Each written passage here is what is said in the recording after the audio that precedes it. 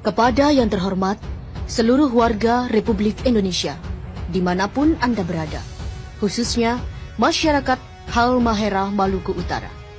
Dengan segala hormat, saya Anissa Madaniah memberitakan tentang tambang emas yang ada di Halmahera.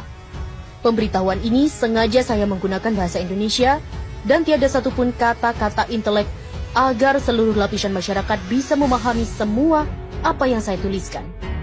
Perlu kalian ketahui bahwa tambang emas yang paling terbesar di seluruh Indonesia tempatnya bukan di Papua, tapi tempatnya berada di Halmahera Maluku Utara. Tambang emas itu milik negara kita. Artinya, emas itu hanya milik negara. Bukan berarti tambang itu milik pemerintah setempat atau bukan milik pribadi pemerintah pusat. Kini tambang emas itu telah diberikan oleh Luhut Binsar Panjaitan dan Jokowi kepada pengusaha asing yang berasal dari negara Cina dengan dana investasi sebesar 70 triliun 200 miliar rupiah pada tanggal 3 Juli 2017. Selama ini, alasan mereka bahwa tambang-tambang itu hanya untuk kesejahteraan rakyat, tapi kata-kata itu adalah pembodohan atau kata-kata bohong. Sudah berapa banyak tambang-tambang milik negara kita telah dibelikan oleh pemerintah kepada pihak asing. Harusnya seluruh rakyat Indonesia telah menjadi milioner, yang sekolah digaji, yang berobat ke rumah sakit pasti gratis karena setiap jiwa telah menjadi miliuner. Tapi, apa yang kita dapat dari hasil tambang-tambang itu? Justru tambang itu habis, dan uangnya bahkan tiada. Malahan, rakyat Indonesia semakin miskin saja.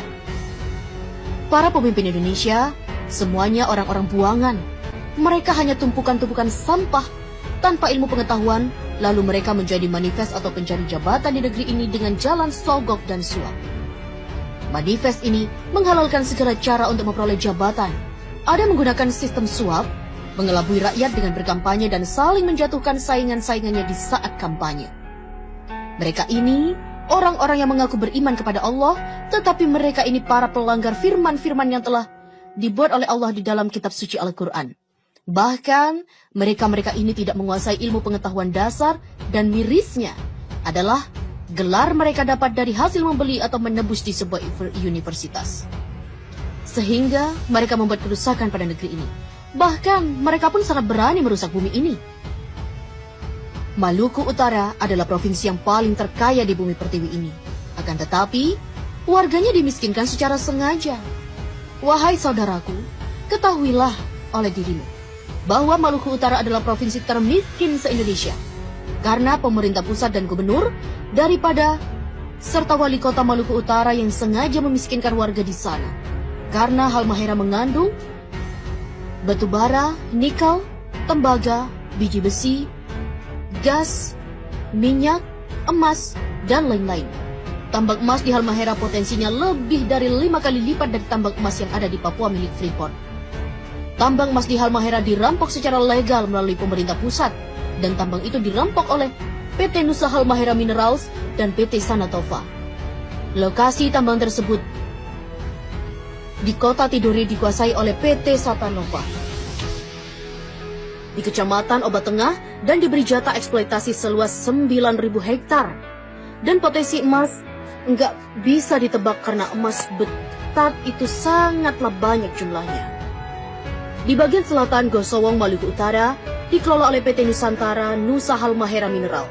Pada tahun 2016, mereka berhasil mengantongi emas seberat 10 ton.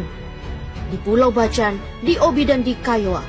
Ketiga lokasi ini, pasca pelantikan Gubernur DKI dan pasca pelantikan Gubernur Maluku, akan diberikan secara lelang pada pengusaha yang bermodal sangat besar. Ketiga lokasi ini belum dikelola, lokasi ini berpotensi logam emas yang sangat melimpah ruah.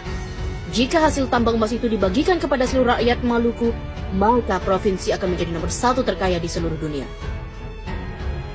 Tambang emas ini rencananya pasca pelantikan gubernur akan dilelang kepada pihak asing.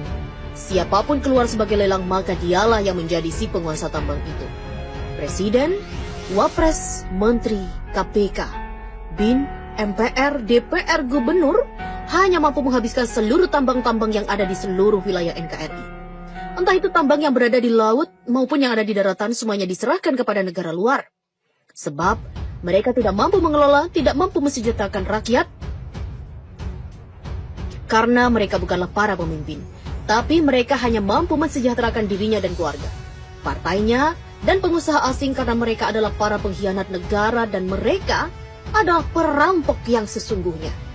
Wahai saudaraku, apabila Presiden Republik Indonesia dan rombongannya mengunjungi provinsimu, itu tandanya sumber daya alam yang ada di sana akan segera dirampok untuk diberikan kepada negara adidaya dan uangnya hanya untuk mereka-mereka saja. Bahkan mereka selalu berhutang pada negara lain dan bahkan mereka mencari para investor asing sebanyak-banyaknya.